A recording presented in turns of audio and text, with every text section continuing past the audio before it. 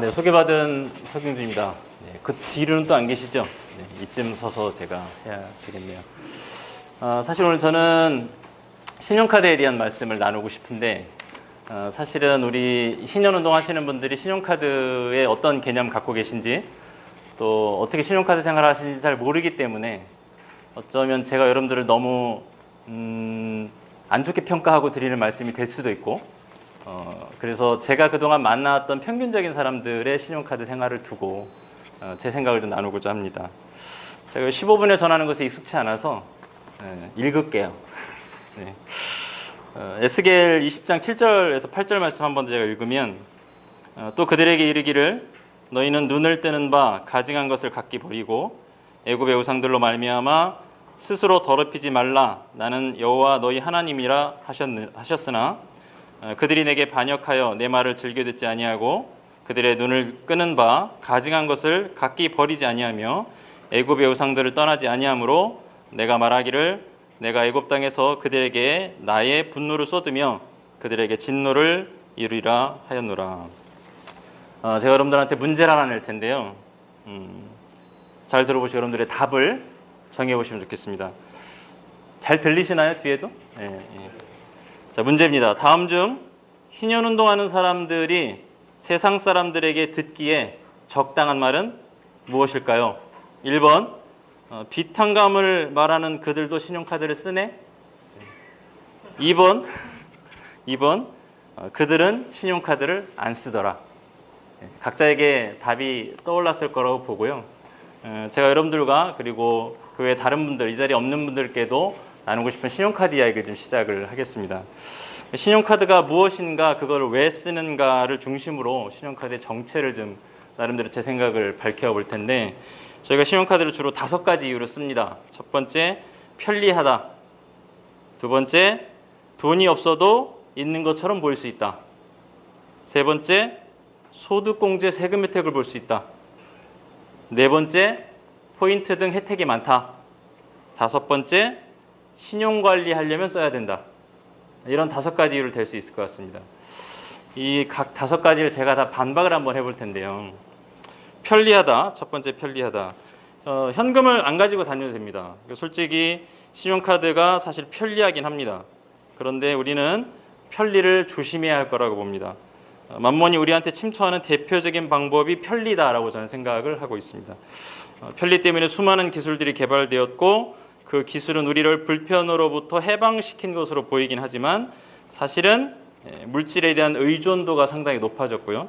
그래서 무언가를 계속 새롭게 만들어내야 되는 그런 상태가 되게 했습니다.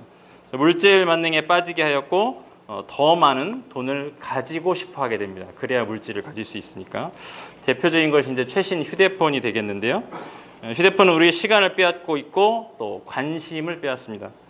그래서 편리를 추구하지 말고 우리가 다 같이 불편을 추구하는 사람이 되면 좋겠고요. 신용카드로부터 필요를 채우는 것은 편리하지만 주님으로부터 우리의 필요를 채우는 것은 불편합니다. 따라서 우리는 불편을 추구하는 것이 맞다, 이렇게 생각이 들고요. 자, 두 번째 이유, 돈이 없어도 있는 것처럼 보일 수 있다. 보통 자기가 한 달 카드 사용 금액이 월급 금액 정도가 되면 그 정도부터는 카드로부터 헤어나오기가 힘들어집니다. 이런 상태까지 가는 건 그렇게 어려운 일이 아닙니다. 누구나 그렇게 빠질 수 있는 일인데, 이 수준만 해도 내 필요가 월급으로 채워지고는 있습니다. 근데 다만 신용카드가 그 통로가 되는 거죠. 그 다음 단계로는 필요라고 느끼는 것, 사실은 이게 상당 부분이 저는 욕망일 거라고 생각이 드는데, 내가 필요라고 느끼는 것 자체가 월급을 초과하기 시작을 합니다.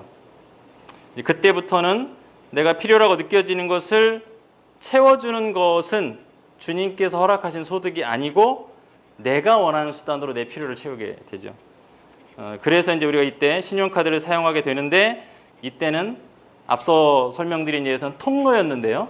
이 정도 지경이 되면 신용카드가 공급자의 지위에 올라서게 됩니다. 그래서 빌립보서 4장 13절 되게 유명한 말이죠. 내게 능력 주시는 자 안에서 내가 모든 것을 할 수 있게 되는 것을 방해합니다. 바울이 모든 것을 할 수 있는 사람이 됐던 건 사실은 그 13절 앞에 12절에 나오는데요. 배부름과 배고픔과 풍부와 궁핍에도 처할 줄 아는 일체의 비결을 배웠기 때문에 그렇게 된 겁니다.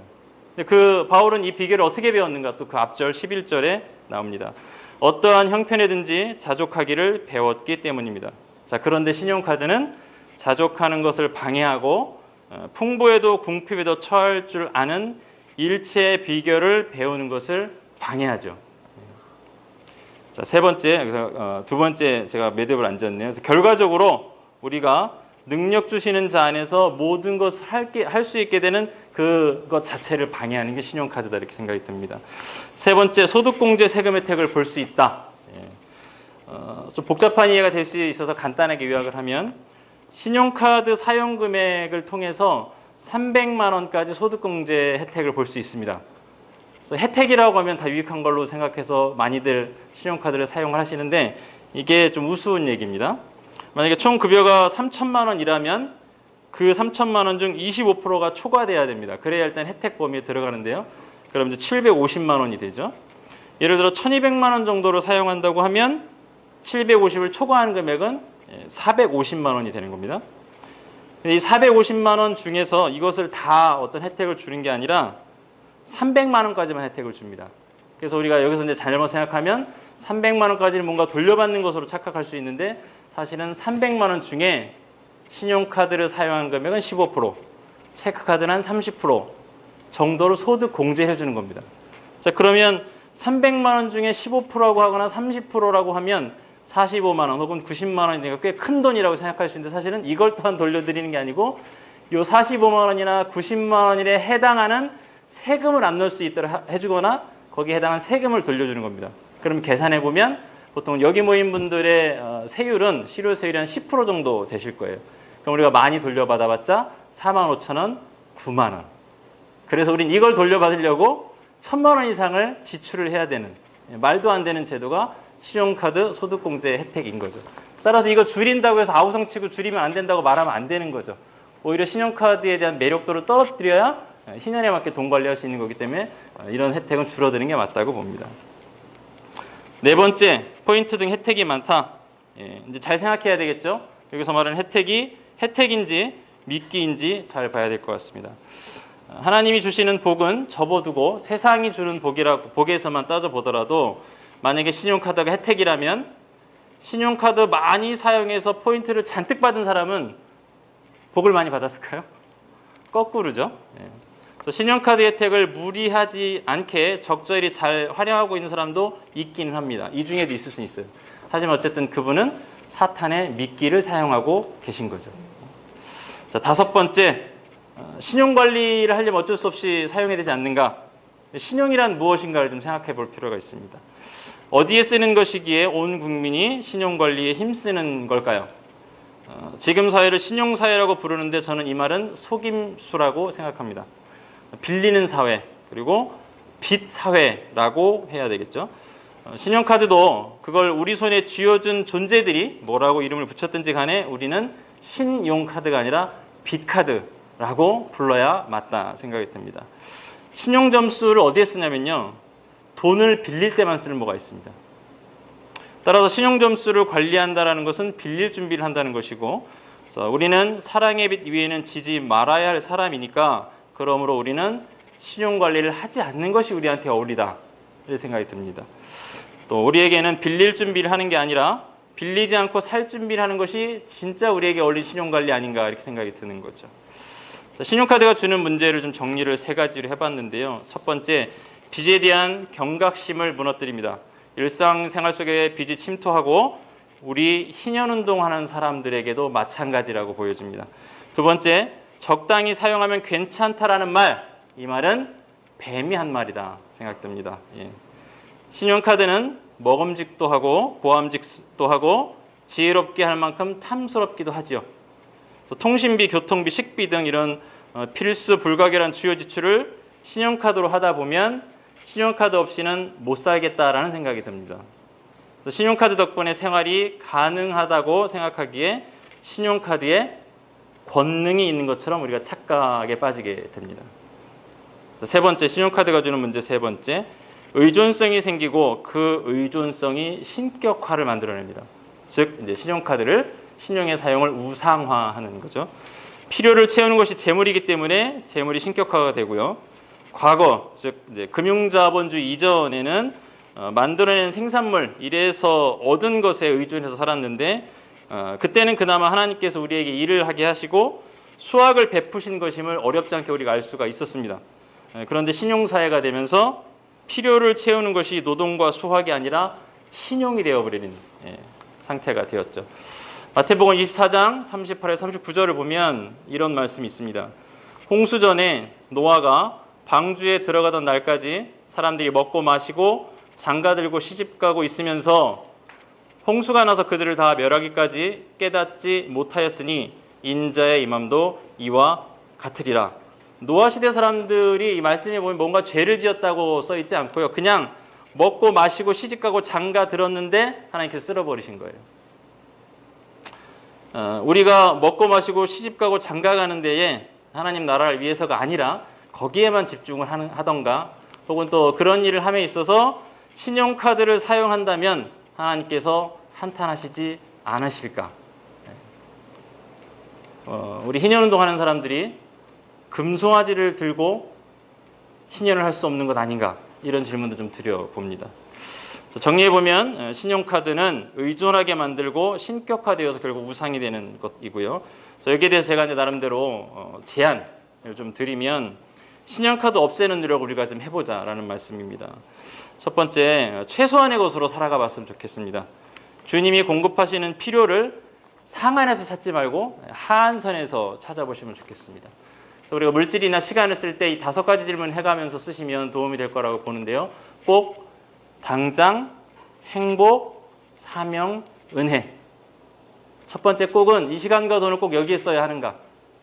꼭 써야 한다고 하더라도 두 번째, 이 시간과 돈을 꼭 당장 써야 되는가? 세 번째, 꼭 쓰고 당장 써야 되는 거라고 하더라도 어디에 쓰면 좀 더 행복할까? 이런 것들을 생각함으로써 돈이 주도하지 않고 내가 돈을 주도할 수 있는 상태로 발전할 수 있을 거라고 보고요. 우리는 크리스찬으로서 네 번째, 다섯 번째 질문이 더 중요한 질문이라고 보는데 네 번째, 어디에 쓰는 것이 더 사명에 부합하는가? 이것이 네 번째 이유는 사명은 다소 인간중심적인 해석을 담고 있을 것 같아요. 저희가 부족해요. 그래서 사명도 좋으나 다섯 번째, 어디에 쓰는 것이 좀 더 은혜로운가? 이런 5가지 질문을 하면서 쓰다 보면 우리가 최소한의 것으로 살아가는 것, 주님이 채우신 필요를 더 많이 느끼고 그만큼 감사를 또 많이 느끼고 물질을 지배하는 내적인 힘들이 만들어지지 않을까 이렇게 생각이 드는 겁니다. 두 번째 제안은 신용카드 사용 금액을 우리끼리 줄여나갔으면 좋겠습니다. 각자의 주머니에 희년을 만들어 가시면 좋겠다라는 거죠.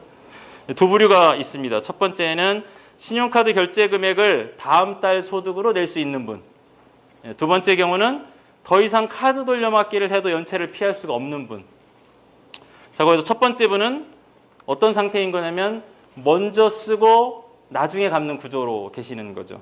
그래서 이렇게 하면 됩니다. 여러분들은 만약에 여러분들이 신용카드 사용 금액을 10만 원을 줄일 수 있고 내가 한 달에 200만 원을 쓰던 사람이라면 10만 원씩 20개월이면 신용카드 없이 살 수 있는 거죠. 이렇게 해서 신용카드가 우리 손에서 떠날 수가 있게 됩니다.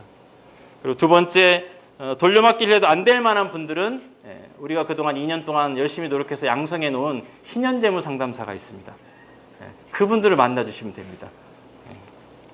그래서 이분들은 채무조정을 이용하시게 되고 또 상담을 통해서 돈관리 능력을 향상시키고 게다가 영적인 훼손도 회복되는 일들이 벌어질 수 있습니다. 그래서 신용카드를 버리고 주님의 공급하신 것을 잘 사용할 수 있게 되기를 기도를 하고요. 근데 제가 이런 얘기를 좀 드리면 형편이 너무 어려워서 신용카드가 아니고서는 도저히 살아갈 방도가 찾아지지 않는 분들은 신용카드 쓰지 말자는 저에게 반박을 하시는 경우들이 있어요. 그 경우에 대한 자세한 설명을 오늘 다 하진 않을 건데요. 다만 그런 경우에도 방법은 있다는 얘기는 지금 꼭 드리고 싶습니다. 그 방법을 배우는 교육이 희년재무 상담사 양성 과정이고 또 거기에 더해서 올해 새롭게 시도한 것이 가계부채 게이트 키퍼를 시도하고 있습니다. 제 마음 같아서는 여기 모인 모든 분들 또 이 자리에 없더라도 희년 조합원과 후원회원들이 몽땅 다 희년재무 상담사가 되어주시고 가계부채 게이트 키퍼가 되어주시면 좋겠는데 정말 그렇게 되면 좋겠습니다. 여러분들 여기에 관심 많이 가져주시면 고맙겠고요. 신용카드 사용은 불가피하다거나 적당히 사용하는 것은 괜찮다거나 또 신용카드에서 벗어날 방법이 없다라고 생각하는 것은 물질과 더불어서 의식까지 체주의 종이 된 상태다. 이렇게 생각이 들고요. 그래서 당신이 다음 달에도 신용카드로 생활을 유지할 수 있게 해주시는 분은 신용카드님이 아니라 카드 결제 대금을 공급해 주시는 하나님이시죠. 예. 그런데 신용카드로 생활한다라는 것은 하나님께는 11조만 드리고 카드님께는 나머지를 다 드리는 그런 것이라고 볼 수 있을 거예요. 그래서 신용카드는 하나님 나라를 만들기 위해 쌓은 우리 같은 희년 군사들을 병들게 할 수도 있고, 그래서 신용카드 사용 중단이 우리의 희년 행동지침 10가지 있죠. 그래서 신용카드 사용 중단이 우리의 11번째 행동지침이 되기를 바라봅니다. 네, 감사합니다.